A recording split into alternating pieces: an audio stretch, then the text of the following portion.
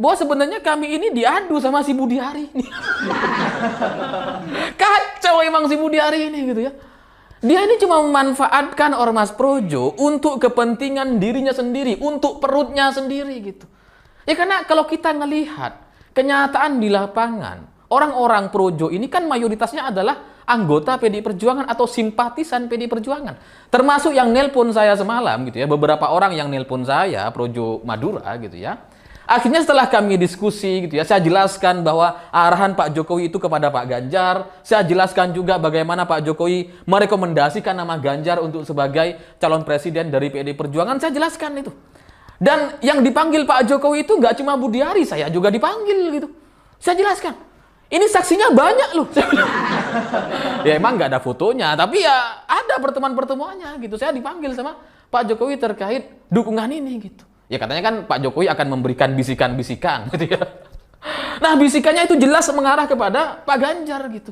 Nggak ada sama sekali kepada Prabowo Subianto. Jadi ketika Budiari malah belok mendukung Prabowo, ini sama sekali nggak sesuai dengan arahan yang sudah disampaikan sama Pak Jokowi. Makanya saya serang, saya bilang.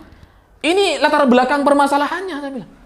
Jadi setelah saya coba jelaskan gitu ya, teman-teman saudara-saudara saya di Projo Madura yang semula agak ngegas gitu ya, akhirnya bisa menemukan kesepahaman gitu. Karena orang Madura itu kan ya emang kalau bicara sama-sama tinggi gitu ya. Jadi setelah saya coba jelaskan akhirnya ngerti nih. Dan kita nggak perlu bertengkar, saya bilang.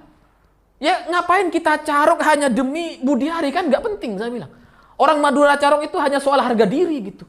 Kalau harga dirinya diganggu, kalau keluarganya diganggu, baru kita carok tuh. Itu nggak ada urusan soal hukum, pasti kita carok itu. Urusannya soal mati dan hidup itu. Tapi kalau soal Budiari, ngapain kita carok, saya bilang. Apalagi belakangan ketahuan ternyata kita ini masih satu keluarga gitu. Karena di Madura itu kan ya keluarga Pak Said semua. Di Madura itu kalau soal politik ya Pak Said lah ketuanya gitu. Dan kita akhirnya sama-sama kenalan gitu bahwa ya ternyata kita masih keluarga yang sama dan orang punya pimpinan yang sama, yaitu Pak Said. Jadi, ngapain kita bertengkar, saya bilang. Ini berarti si Budiari ini yang memanfaatkan Projo untuk kepentingan perutnya sendiri gitu. Jadi, kalau udah kayak gini, ya mari kita serang bersama-sama si Budiari ini. Agar dia tidak memanfaatkan Ormas Projo gitu. Ya karena kalau dia tetap melangkah sendiri kayak gini, itu nggak sesuai dengan kondisi di lapangan gitu. Orang-orang di bawah, tahun 2014, 2019, itu persaingannya sangat-sangat ketat, sehingga kalau hari ini kemudian tiba-tiba Budiari mau membawa Projo untuk mendukung Prabowo Subianto, itu akan sangat susah sekali. Karena ini soal perdebatan yang ada di akar rumput itu susah untuk diselesaikan gitu. Meskipun pada akhirnya Prabowo jadi menteri, itu nggak bisa tegak selesai sampai sekarang. Jadi susah sekali rasanya kalau kemudian Projo itu mau diarahkan kepada Prabowo Subianto, menurut saya gitu ya. Dan saya coba jelaskan gitu. Dan dia akhirnya ngerti itu. Teman saya ini akhirnya ngerti, oh berarti kayak gitu ya mas? Iya. Terus dia nanya nih, gimana kalau soal Gibran mas? Gimana soal Kaisang? Gimana soal Piala Dunia U20? Akhirnya saya kasih tahu.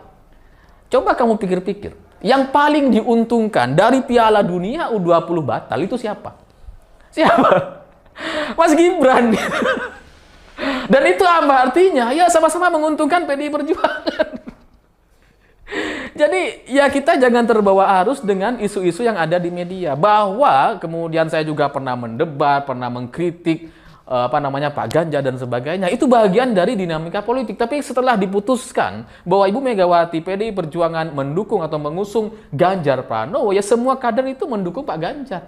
Termasuk Pak Jokowi. Ini saya jelasin nih. Supaya apa? Ya supaya teman-teman Projo ini nggak salah paham soal dukungan Pak Jokowi gitu. Ya karena yang dipanggil Pak Jokowi itu ada banyak gitu ya. Saya menjelaskannya dengan cara seperti ini. Yang sebelumnya Adian Napitupulu itu juga sudah bahkan nanya langsung kepada Pak Jokowi terkait dukungannya. Dan itu jelas disampaikan sama Adian gitu. Jadi dari sini gitu ya, dari langkah-langkah yang dilakukan oleh Budiari, ini terus terang kayaknya Pak Jokowi harus tahu soal cerita-cerita ini.